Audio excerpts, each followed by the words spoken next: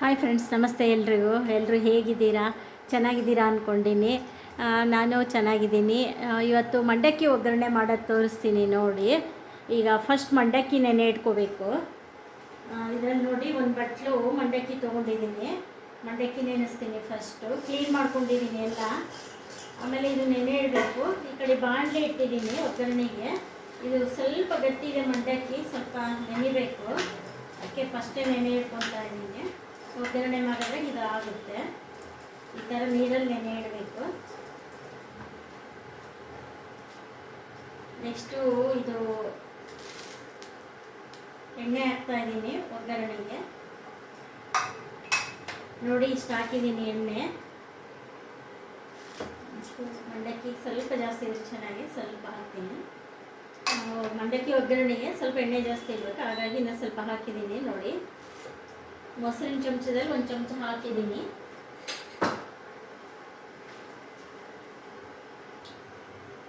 ನೋಡಿ ಎಣ್ಣೆ ಕಾದಿದೆ, ಸಾಸಿವೆ ಹಾಕ್ತಾ ಇದ್ದೀನಿ.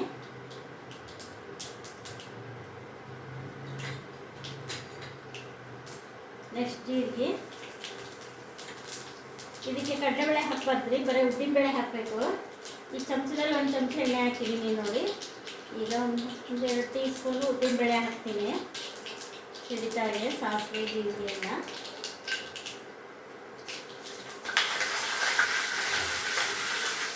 ಇದು ಸ್ವಲ್ಪ ಕೆಂಪಾದ್ಮೇಲೆ ಇದು ಹಾಕ್ಬೇಕು, ಕರಿಬೇವು ಮೆಣಸಿನ್ಕಾಯಿ ಎಲ್ಲ ಹಾಕಬೇಕು. ಅಲ್ಲಿವರೆಗೂ ಬಾಡಿಸ್ಬೇಕಿದೆ.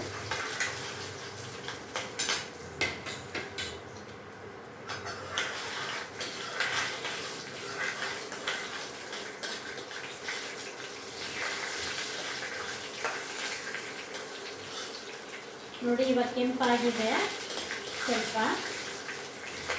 ಇವಾಗ ಕರಿಬೇವು ಹಾಕ್ತೀನಿ, ಮೆಣಸಿನ್ಕಾಯಿ ಹಾಕ್ತೀನಿ,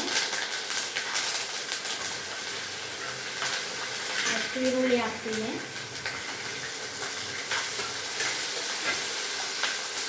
ಇಷ್ಟ ಒಗ್ಗರಣೆ ಮಾಡಿದ್ರೆ ಮುಗೀತು. ಮಂಡಕ್ಕಿ ಚೆನ್ನಾಗಿ ನೆನಿಬೇಕು. ಸ್ವಲ್ಪ ಗಟ್ಟಿ ಸಿಕ್ಕಿದೆ ಈ ಸಲ. ಯಾವಾಗಲೂ ಸ್ವಲ್ಪ ಚೆನ್ನಾಗಿ ಸಿಗ್ತಾ ಇದ್ವು, ಈ ಸಲ ಗಟ್ಟಿ ಸಿಕ್ಕಿದೆ. ತುಂಬ ಹೊತ್ತು ಬೇಕು ನೆನಿಲಿಕ್ಕೆ ಅವು ಮಂಡಕ್ಕಿ. ನೋಡಿ ಇವಾಗ ತೆಂಗಿನಕಾಯಿ ಹಾಕ್ತೀನಿ, ಹಸಿ ಕೊಬ್ಬರಿ. ಇದರಲ್ಲಿ 2 ಸ್ಪೂನ್ ಇದೆ. 2 ಸ್ಪೂನ್ ತೆಂಗಿನಕಾಯಿ ಹಾಕಿದ್ದೀನಿ. ಇಷ್ಟು ಉಪ್ಪು ರುಚಿಗೆ ತಕ್ಕಷ್ಟು ನೀವು ಹಾಕ್ಕೊಳ್ಳಿ. ನಾನು 1/4 ಸ್ಪೂನ್ ಹಾಕ್ಕೊಂಡಿದ್ದೀನಿ.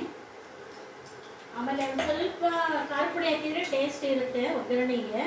ಅದಕ್ಕೆ ಸ್ವಲ್ಪ ಖಾರ ಪುಡಿ ಹಾಕಿನಿ, 1/2 ಸ್ಪೂನು. ಮೆಣಸಿನ್ಕಾಯಿ ಹಾಕಿನಿ, ಮಂಡಕ್ಕಿಗೆ ಸ್ವಲ್ಪ ಖಾರ ಪುಡಿ ಹಾಕಿದ್ರೆ ಚೆನ್ನಾಗಿರುತ್ತೆ, ಅದಕ್ಕೋಸ್ಕರ ಹಾಕಿದ್ದೀನಿ. ಒಂಚೂರು ಹುಣಸೆಹಣ್ಣು ಹಾಕಬೇಕು.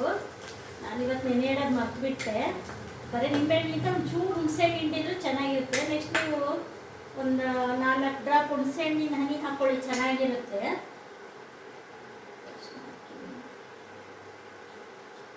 ಒಂದು ಚಿಟಿಕೆ ಅರಿಶಿನ ಹಾಕ್ತೀನಿ.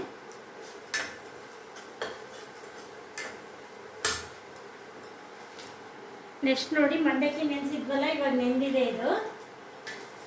ಇವಾಗ ಹಾಕಬೇಕು. ಈ ಥರ ಹಿಂಡಬೇಕು, ಈ ಥರ ಕೈಯಲ್ಲಿ ಹಿಂಡಿ ಹಾಕಬೇಕು. ಸ್ಟವ್ ಕಡಿಮೆ ಇಟ್ಕೊಂಡು ಈ ಥರ ಹಾಕ್ಬೇಕು ನೋಡಿ.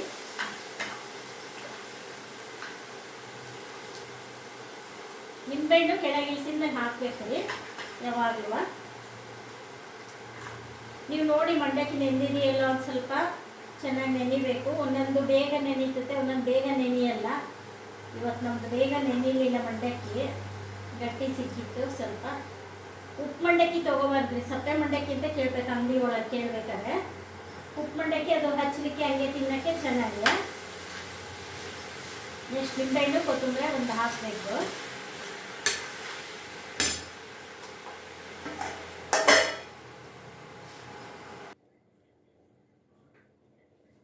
ನೋಡಿ ಇಲ್ಲಿ ಒಂದು ಅರ್ಧ ಒಳಗೆ ನಿಂಬೆಹಣ್ಣು ಹಿಂಡ್ತಾ ಇದ್ದೀನಿ. ಈ ಥರ ಬೀಜ ಇರುತ್ತೆ, ಹಿಂಗೆ ತಕ್ಕೊಂಡು ಅರ್ಧ ಒಳಗೆ ಸಾಕು. ನೆಕ್ಸ್ಟ್ ಕೊತ್ತಂಬರಿ,